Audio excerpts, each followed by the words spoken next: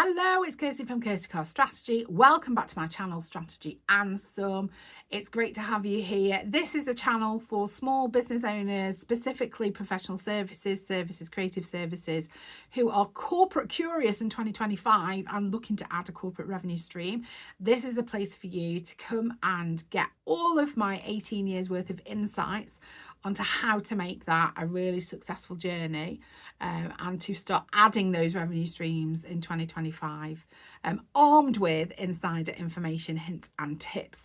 I have been responsible for billions of pounds worth of services for a number of the UK's most well-known brands, and I now use all of that knowledge to help you, my fellow small business owners, if you want to and if it's right for you, step into that corporate client arena. So this week we are going to talk about expectations, and specifically expectations that corporates have on smaller suppliers.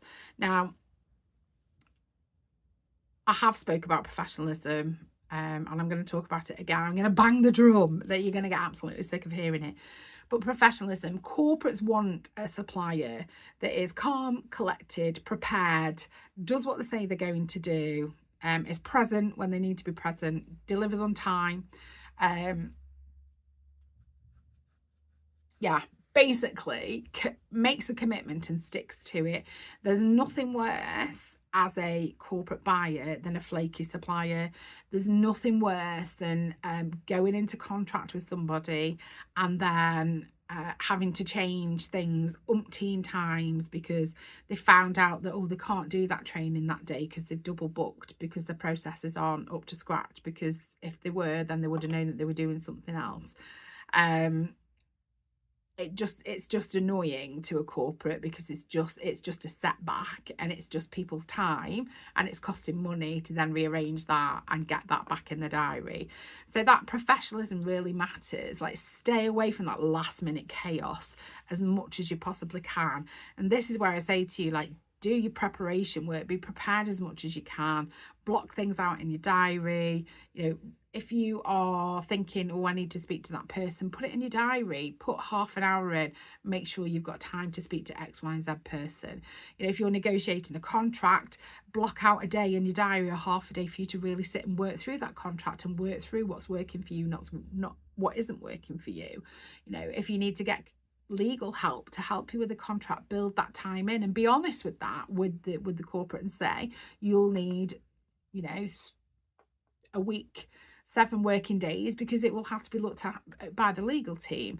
You can say that, you can put that in. What happens is when you don't manage expectations and you don't share things that you may need on your side for things to happen, and somebody is sat the other side waiting for you to onboard and start delivering, they're gonna get antsy. Like, there's no way of saying that they won't, because they will, because they've timed that in with the need to get going. So that professionalism, stay calm, be reliable.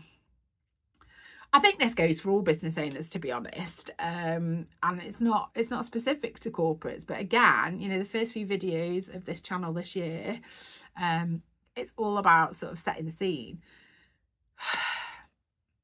Don't miss deadlines. Don't say you're going to do something and then don't do it. Don't put a meeting in and then don't turn up. Don't put a meeting in and don't send anybody anyway to join that meeting or dial into that meeting. Don't come back with all of your problems without any of your own solutions. Just be reliable. Like, it's that professional, it's that up level, it's that raising our standards, because they're looking at you to plug a gap, do something that they can't do. They've gone through the process, they've spoken to you, they like you, they've engaged with you, and everything's been running swimmingly to this point. And now we're getting down to the business end, the sharp end, that let's do the deal, let's sign on the dotted line, pay the money, get you to deliver. It's all got a bit Pete Tong, and you've gone, like, where to be seen, because you've realised that you've got a week's worth of delivery for other clients and you've not built any time in to do what you need to do for the corporate.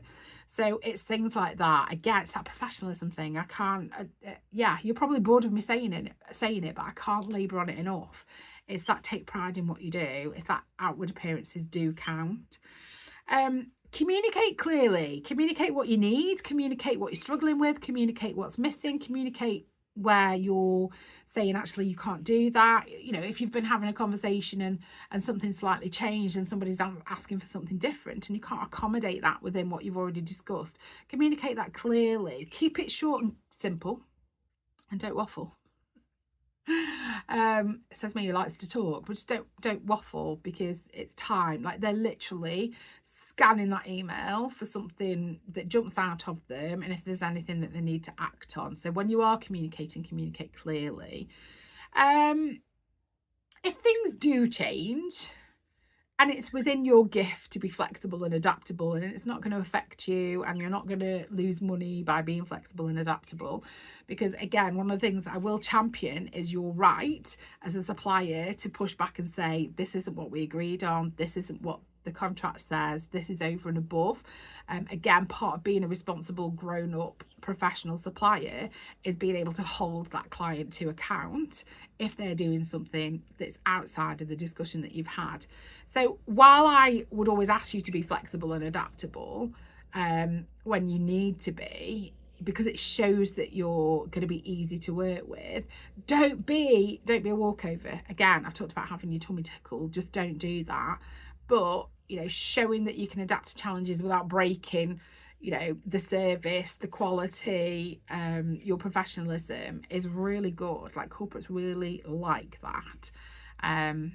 Again, because what they don't want, in a nutshell, is to bring a supplier on board and then have a load of risk dumped on them. So by risk, they say they've invested 20 grand in a training program and you only roll out the first 3 modules and then disappear. So yes, I mean, they've got all the recourse to come after you for that. Not to scare anybody, but they do. Or it's not the standard that they were expecting, or they're not getting the feedback, or whatever it might be. They don't want that. It's a risk. Again, it's another set of chasing up and talking and communicating, and somebody's got to put the hours into doing that, and there's a cost associated.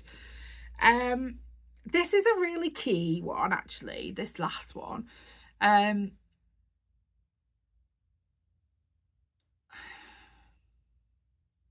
Especially in the professional services and marketing services areas.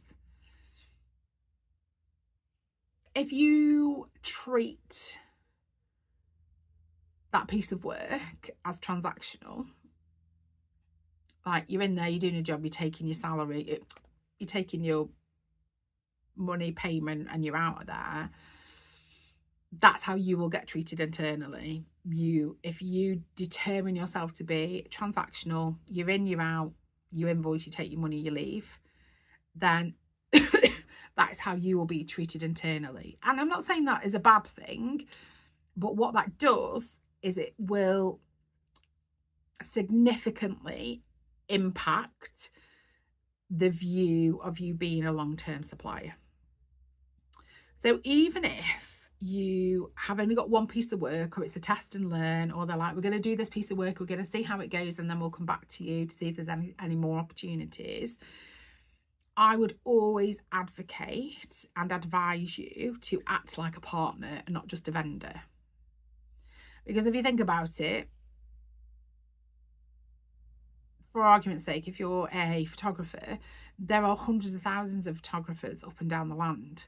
They could get a photographer, they could go, again, this virtual yellow pages, they could go and find a photographer anywhere. They've chosen you because there's something that they like about you.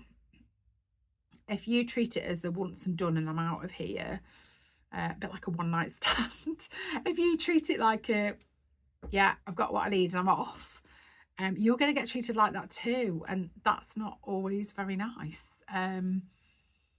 But you're self-sabotaging the potential of your earnings, of your opportunity, of your growth as a partner into that company. Because partners add value, right? Partners are around for the long haul. Partners are there through the good and the bad. Partners share the load. Partners talk about things. Partners deliver services and solutions. They don't just deliver a product and say, off you trot. Partners are respected. Partners and get more of a share and get more of a say in things. So if you're looking to be a preferred supplier, you have to go in from day one with a mentality that you're here for the long haul, that you're here to add value to this company, that you're here to use everything you can that's at your disposal to help them in whatever they need. That's the difference between getting a contract for 10 grand and an annual framework contract for 100 grand. And it's the mentality.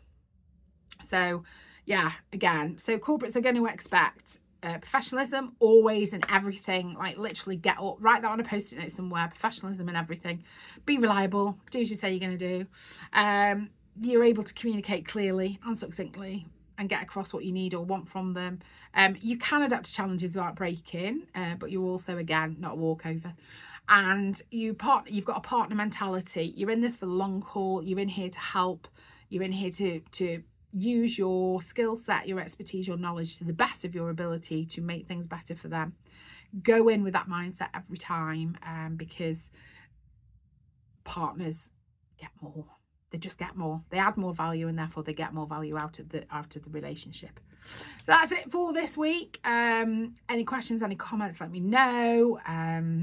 Yeah, and if you haven't joined yet, you can head over to the old FB, where I am hosting my free B2B business club for corporate curious businesses.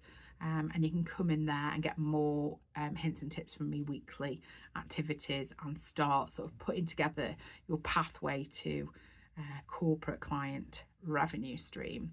Whatever you're up to for the rest of this week, have a good one. I will see you next time. Bye for now.